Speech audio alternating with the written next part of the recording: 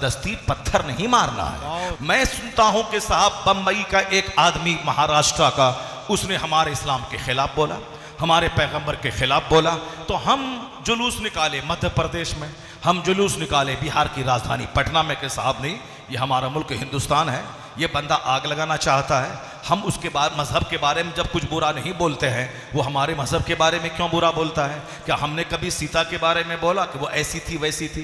क्या हमने राम के बारे में बोला वो 50 शादी कर लिया? क्या हमने कभी उसके कृष्ण के बारे में बोला कि वो 300 औरतों से निकाह कर लिया? कभी हमने बोला? हमको क्या ज़रूरत है?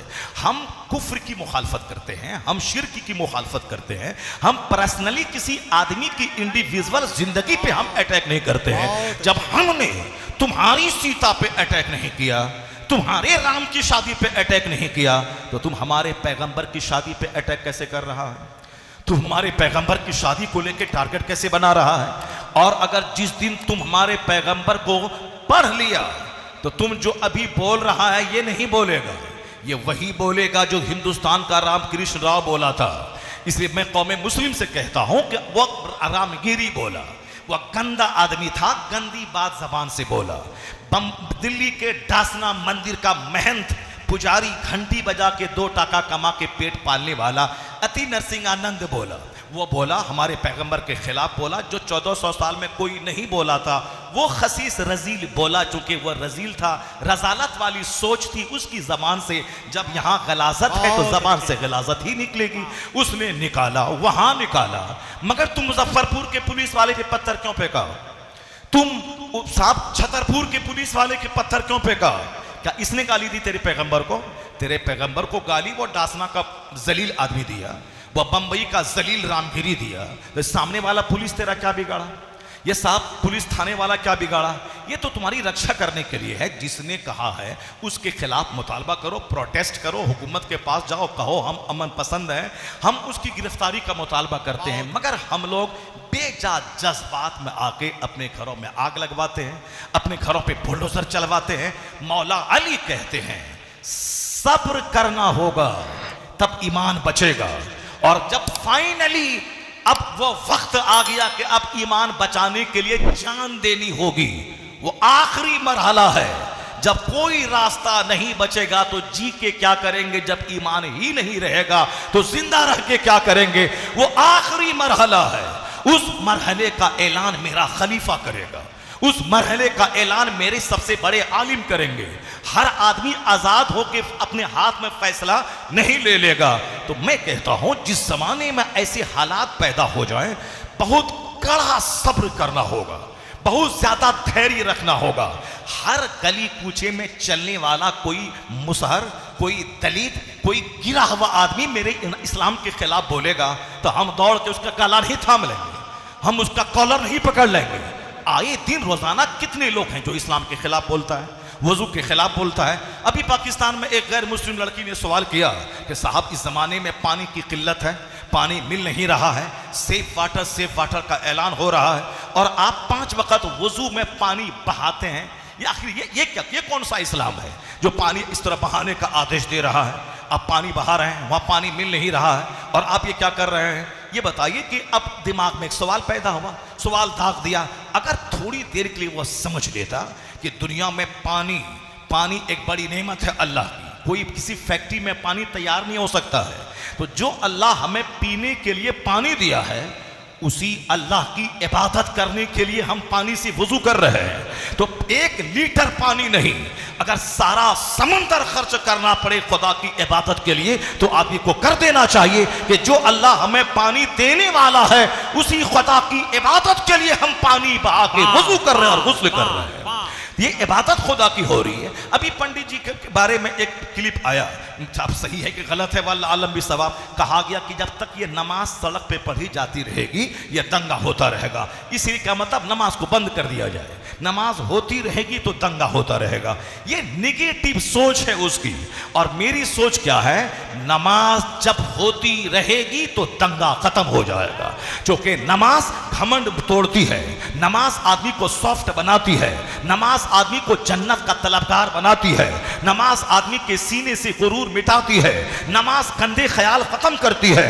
नमाज अगर दुनिया में बढ़ गई तो ज़िना रुक जाएगा, चोरी रुक जाएगी, शराब नोशी रुक जाएगी। इसलिए कितने गंदे हो तुम कि अगर रेलवे स्टेशन पे कोई एक जवान लड़का जवान लड़की दोनों आपस में चिपक रहे हैं, पुलिस वाला देख के मुस्कुरा रहा है, नहीं कहता है कि तवाइफ का कोठा नहीं है, यह रेलवे का प्लेटफॉर्म है, यह गंदा काम करने की जगह यह नहीं है। लेकिन वहीं अगर मैं मुसल्ला बिछा के नमाज पढ़ता हूं, ये पुलिस वाला आ जाता है धमक के कि यह नमाज मस्जिद नहीं है, यह नमाज पढ़ने की जगह नहीं। कितनी तुम्हारी ज़हनियत गंदी हो गई।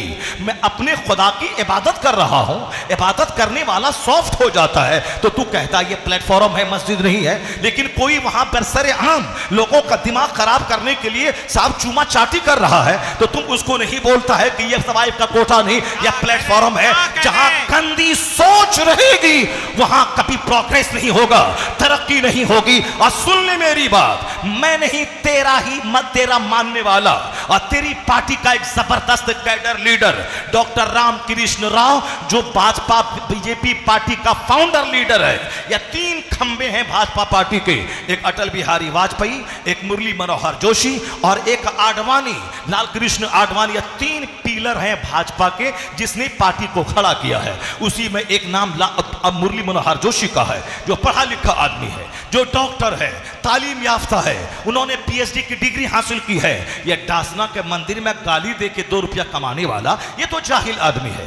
यह रामगिरी जैसा घंटी बजा के 2 रुपया कमाने वाला ये तो जाहिल आदमी है। मगर Murli Manohar Joshi PhD degree holder है, पढ़ा लिखा आदमी है और बीजेपी पार्टी का फाउंडर लीडर है। उसने, मैं कोई व्हाट्सएप पढ़ के नहीं, आज से 6-7 साल पहले कानपुर के एक जलसे में शरीक होकर मैं सुबह सुबह कानपुर स्टेशन पे आया। आदत के मुताबिक मैंने हिंदी का अखबार लिया। उस अखबार के पहले पेज पर खबर देख के मेरा चेहरा चमक उठा। और आज तक मैं कितनी बार लोगों से बता चुका हूं, यह भाजपा पार्टी का डॉक्टर मनोहर जोशी डॉक्टर ये क्या कहता है। वो एक दिन पहले योगा के शिविर में भाषण देने गया था। उस शिविर का इनॉग्रेशन था, उसका इफ्तिताह था। उस इफ्तिताही प्रोग्राम में चूंकि मुरली मनोहर जोशी वजीर तालीम थे, उस वजीर तालीम को एजुकेशन मिनिस्टर को बुलाया गया था ताकि आप योगा के महत्व पे आप स्पीच दे दें और वहां से वह शिविर का आगाज हो जाए। तो मनोहर जोशी की स्पीच को उस हिंदी के अखबार में कोट किया गया था। मनोहर जोशी ने कहा था, सेहतमंद रहना है तो एक्सरसाइज करिए, वो योगा करते रहिए। सेहतमंद रहना है तो योगा को अपनी जिंदगी का हिस्सा बना लीजिए, वरना बीमारों का मुल्क हो जाएगा जहां कदम कदम पे हॉस्पिटल, कदम कदम पे डॉक्टर। इसका मतलब है वह बीमारों का मुल्क है। तंदुरुस्ती जहां रहेगी वहां हॉस्पिटल भी कम रहेंगे, वहां बीमार कम रहेंगे तो हॉस्पिटल की क्या जरूरत है, हॉस्पिटल की क्या जरूरत है। मिस्र के बादशाह ने हमारे पैगंबर के पास एक बांदी को तोहफा में भेजा था और एक डॉक्टर को भेजा था। हुजूर ने कहा था ये डॉक्टर की क्या जरूरत है तबीब की, इस डॉक्टर को वापस लेके जाओ। क्योंकि हमारे यहां लोग जब भूख लगती है तब खाते हैं और भूख रहती है खाना छोड़ देते हैं।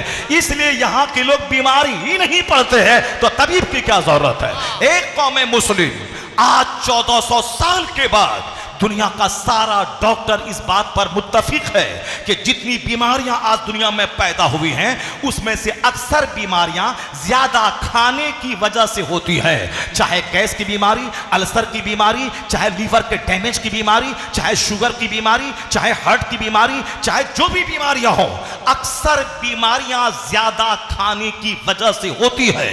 और डॉक्टरों का इत्तेफाक है अगर लीवर ठीक रहा तो बीमारियां धीरे धीरे खत्म हो जाएंगी, लीवर डैमेज रहा तो दर्जनों बीमारियों का अटैक हो जाएगा। डॉक्टर कहते हैं अगर आपको हार्ट की बीमारी हो गई है, अगर आपका ब्लड प्रेशर हाई हो गया है, अगर आपका शुगर हाई हो गया है तो अब वो पहले वाली की तरह जितना खाते थे गर्दन तक अब वो खाना छोड़ दीजिए।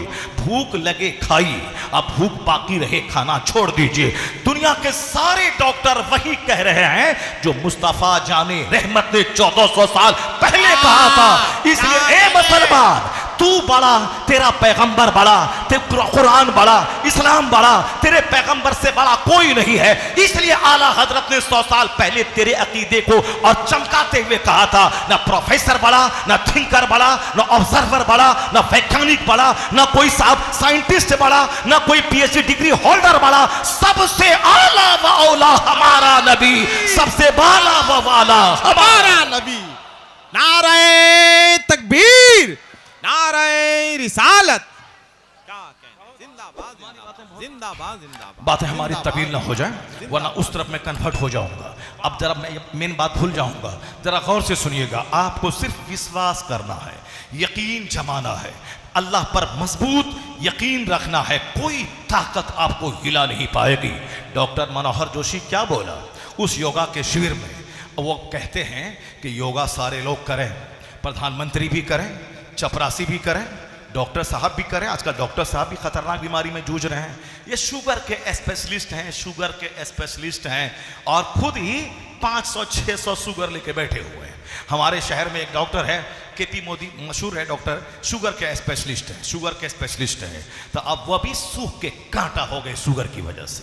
अब ये स्पेशलिस्ट हैं जो खुद स्वस्थ नहीं है, दबंग नहीं है, वो क्या दूसरों की शुगर का इलाज कर पाएगा जो खुद ही बिल्कुल मुरझाया हुआ चेहरा। स्पेशलिस्ट है, स्पेशलिस्ट हैं, फलां के स्पेशलिस्ट हैं, उसी में वह मर के चले गए।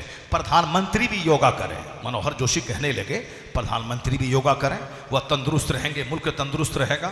डॉक्टर योगा करें, वह तंदुरुस्त रहेंगे, बीमार का अच्छा इलाज करेंगे। डीएम तंदुरुस्त रहें तब वह पूरे डिस्ट्रिक्ट की देखभाल करेंगे। सारे लोग तंदुरुस्त रहें, उसके लिए ज़रूरी है योगा करना। अब आगे का जुमला सुनिए। वो कहते हैं कि योगा का अलग अलग तरीका है। रामदेव जी का योगा है, हाथ ऊपर उठाओ, हाथ नीचे करो, खुली हवाओं में चलो, नाक पे ध्यान केंद्रित करो, सांस लो, फिर सांस तेजी से छोड़ो। इससे क्या होगा, ये जो चर्बी है यहाँ फैट, ये फैट चर्बी घटेगी, ये तोंद नहीं निकलेगा। जो सांस लेगा, सांस छोड़ेगा, चूंकि वो खुद प्रैक्टिस करता है। मनोहर जोशी कहते हैं योगा का अलग अलग तरीका है। कोई हाथ उठाने, कोई हाथ गिराने, कोई नाक पे ध्यान देने, कोई साहब आंख बंद करने, कोई साहब सांस रोक लेने का अलग अलग तरीका बताते हैं। मनोहर जोशी भाजपा का कैडर लीडर, ये डासना का मंदिर साहब अति नरसिंहानंद, ये क्या जाने गया, ये तो पढ़ता ही नहीं है। वो गिरिराज क्या जाने गया, ये नुपुर शर्मा क्या जाने गई, ये कमलेश तिवारी जो बुरी तरह मारा गया वो क्या जानने गया। दुनिया में 1400 साल की हिस्ट्री बताती है, जिसने भी मुस्तफ़ा की तौहीन की उसका जीना हराम हो गया है। किस जीना हराम हो गया है इस दुनिया में? कहाँ है तस्लीमा नसरीन बता दे, कहाँ है सलमान रुश्दी बता दे, कहाँ है नुपुर शर्मा बता दे। वह मरी नहीं है, वह जिंदा है, लेकिन पहले जैसे आज़ादी से घूमती थी अब घूमना उनका हराम है। इसलिए कि मुस्तफ़ा की तौहीन ने उसको अंदर से तोड़ के, डरा के, मरने से पहले ही मुर्दा बना दिया है। जो मुस्तफ़ा की शान बयान करता है, जो मुस्तफ़ा का जिक्र करता है, जो मुस्तफ़ा की बात बोलता है, वह कोई अख्तर रज़ा हो तो ताजुश शरिया बन के चमकता है, वह अहमद रज़ा हो तो आला हज़रत बन के चमकता है, वह कोई अहमद हुसैन अबुल हुसैन हो वो मौलाना हक्कानी बन के चमकता है, वो कोई साहब एक बिहार के देहात का मौलवी हो वो अमेरिका का एक बहुत बड़ा आलिम मुफ्ती आजम बन के चमकता है। मुस्तफ़ा का जिक्र करने वाला वो जर्रा हो तो आफताब बन जाता है, और तौहीन करने वाला अगर वह शेर हो तो कीड़ों से पत्थर हो जाता है।